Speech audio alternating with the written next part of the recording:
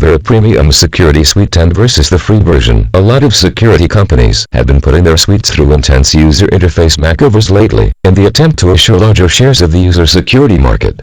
McAfee's Total Protection 2010, retailing at $79.99, is a total deviation from many of its predecessors, and co-drafted the wizard of design at Frog Design to produce the complicated new three-dimensional interface for the Co-Internet Security Suite Plus 2010, retailing at $69. Deviating from this theme, the Avira Premium Security Suite 10, although it has different coloring and icons from the previous edition, retains an almost unchanged general layout. Regrettably, although there are some advances to the underlying suite, not enough has changed in this area either. It retains its busy interface, with a large amount of activity on its main screen.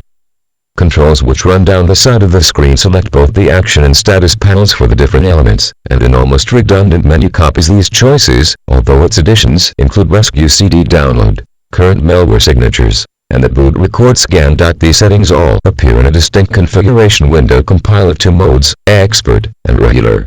The Expert settings are understandable for the most part, although there are a few strange options. You apparently need to be an expert user to exchange the PC speaker notification for a web file.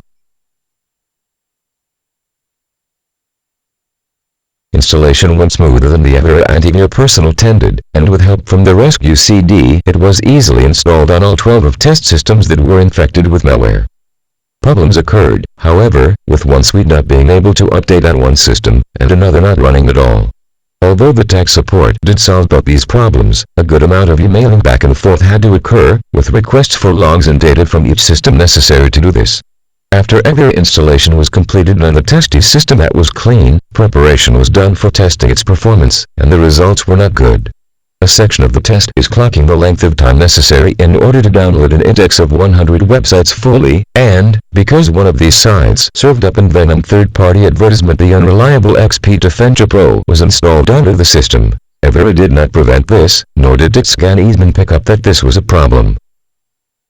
XP Defender Pro was insistent with its demands for proof of paid registration in order to remove the supposed threats to the system found by its counterfeit scans, and it also repeatedly showed a fake Security Center window advising registration. When an online search was made as to instructions for manual removal, a page suggesting registry for XP Defender Pro appeared instead. It being a weekend, and tech support not available until the Monday following, a clean system had to be used in order to locate these instructions so as to handle the issue. Not a very good introduction to the suite's protection abilities.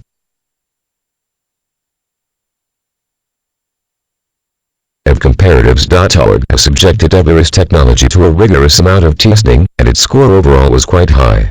The top rating was graded as Advanced Plus for both the on-demand test based on signatures as well as the more proactive non-signature test, although it did supply multiple false positives.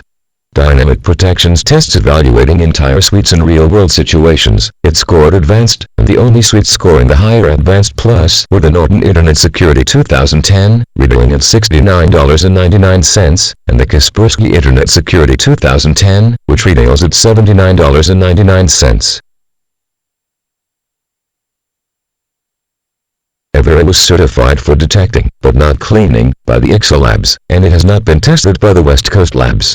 In 4 of the 10 tests based on Windows provided by Virus Bulletin, it did not gain the VB 100% rating, and, although the lab's test results were adequate, the competing products manage much higher scores.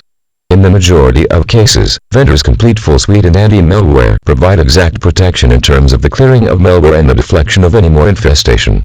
Because of the suite offering protecting elements separately from the free antivirus personal package, however, tests made up of the full anti-malware testing regimen were run. These results were almost identical. Although the premium version did clear some threats better than the free version, the free version provided extra help. Avira's forums, which are the only recourse for help for the free version, provide the advice necessary to troubleshoot installation problems encountered while making use of Malwarebytes anti-malware, and they hijack this service from Trend Micro. These third-party instruments advance the free version in certain areas, namely rootkit removal.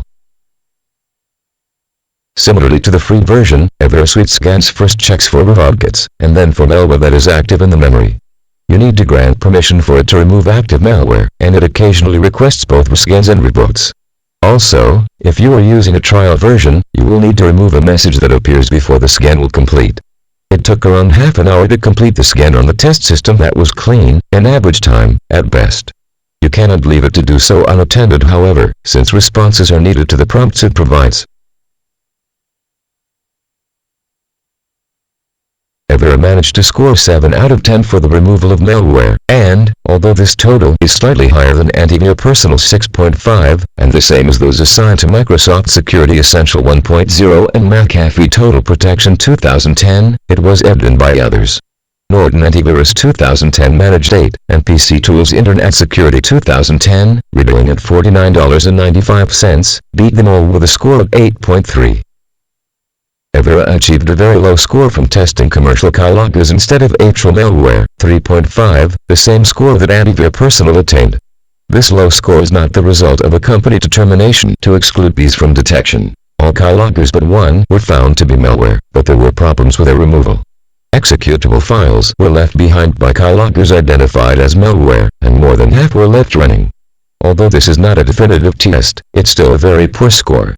At a total of 4.1, the Avira Suite scored slightly behind the free edition in testing against rootkits from both keylogger collections and malware, simply as a result of the third-party help available with the free edition. Although it did discover each one of the rootkit samples, Avira not only left the majority of these running, and some with a technology test. In contrast, a score of 4.8 for the removal of scareware, or rogue security software, was higher than the 3.5 scored by the free version, although 4.8 is still well below average.